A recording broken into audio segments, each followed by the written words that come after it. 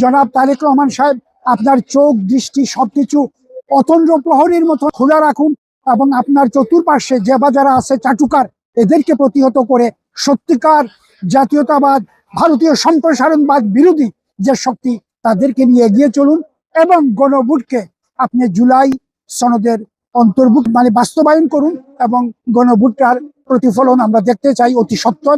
অতি দুঃখ ভারাক্রান্ত আমি বলবো গত 25-এর 5ই অগস্ট ছিল মালিকানা দাবিদার, আর 26-এর 5 অগস্ট আজকে আমরা বলবো এখন আর মালিকানা না, এখন দখলদার। কারণ আমরা সবাই কিন্তু বহু বিভক্ত হয়ে গেছি, বহুদা বিভক্ত। এবং গত দুদিনে বাংলাদেশে যে অবস্থাটা শিক্ষাঙ্গনে, আমি বলবো যে পতিত স্বৈরাচারের ফেসিবাদ এসে প্রেতাত্মারা এসে ভর করেছে বলে আজকে আমরা আবার সেই অতীতের দিকে ফিরে যাচ্ছি। এটা কিন্তু শুভ লক্ষণ নয়। আমি সুস্পষ্টভাবে বলবো জনাব তারেক রহমান সাহেব প্রধানমন্ত্রী হয়েছেন, আজকে সেই 37 জুলাই রক্তের উপর দিয়ে উনি প্রধানমন্ত্রী হয়েছেন, উনাকে স্বাগত জানাই। কিন্তু উনার অতিরিক্তভাবে চোখ কান খোলা রাখতে হবে। উনার চারপাশে যে চাটুকারিতা চলতেছে সেই চাটুকারিতার একটা এক্সাম্পল আমি শুধু দিতে চাই। উনি নিজে বারবার স্বীকার করতেছেন যে আন্তর্জাতিক যে সমস্যা, মধ্যপ্রাচ্যের যে সমস্যা, সবকিছু মিলে গ্যাসের তীব্র সংকট, যানবাহনের তেল পাচ্ছে না বা পাম্পগুলো খালি, কিন্তু এই যে ভুতুরে কারবার, আবার গ্যাস বিল নিয়ে মানুষ যে রাজপথে নেমে আসতেছে, ওইটা এই যে আপনার বিদ্যুৎ মন্ত্রণালয়ে বসে আছে ফ্যাসিস্টের প্রেতাত্মারা, এদেরকে উনি আইডেন্টিফাই করতে হবে। এবং উনার চতুর্দিকে আমার মনে হয় চাটুকারিতা এমন বেশি বেড়ে গেছে, ওইটার থেকে উনি যদি বের হতে না পারেন তাহলে আমি বলবো যে এটা আমাদের জন্য দুঃখজনক। যেটা স্টালিনের ভাষায় বলতে হয় 1 step forward and 2 step back.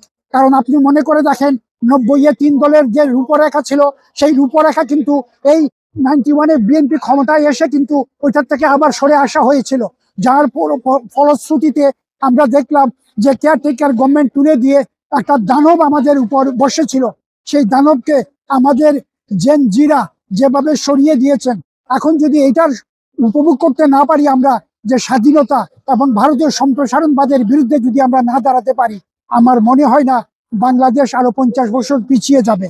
কাজেই জনাব তারেক রহমান সাহেব আপনার চোখ দৃষ্টি সবকিছু অতন্দ্র প্রহরীর মতন খোলা রাখুন এবং আপনার চতুর্পার্শ্বে যে বা যারা আছে চাটুকার এদেরকে প্রতিহত করে সত্যিকার জাতীয়তাবাদ ভারতীয় সম্প্রসারণবাদ বিরোধী যে শক্তি তাদেরকে নিয়ে এগিয়ে চলুন এবং গণভোটকে আপনি জুলাই সনদের অন্তর্ভুক্ত করুন, অন্তর্ভুক্তি বা বাস্তবায়ন করুন এবং গণভোটটার প্রতিফলন আমরা দেখতে চাই অতি সত্বর। ইনকিলাব জিন্দাবাদ। রুমিন খান আজকে একটা প্রোগ্রামে বলেছে যে 5ই আগস্ট আগে বিএনপি জামাত এনসিপি এরা গর্তে ঢুকেছিল, এখন তারা এত বড় বড় কথা বলে কি হবে? এটা নিয়ে আপনি কি বলতে চান? গর্তে তো কেউ লুকাই নাই, গর্তে কেউ লুকিয়ে ছিল না।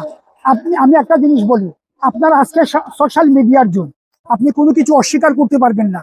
আমরা জানি যে 4 অগস্ট পর্যন্ত জনাব আজকে যারা ক্ষমতায় গিয়েছে, এই 37 জুলাই শহীদের বদৌলতে, 35,000-এর পঙ্গুত্বের বদৌলতে, সেই মহাসচিব ফখরুল ইসলাম আলমগীর কি বলছিলেন যে আমরা এই ইয়েতে নাই, আমাদের নৈতিক সমর্থন।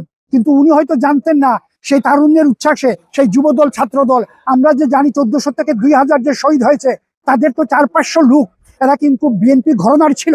এটাকে অস্বীকার করতে পারবে না।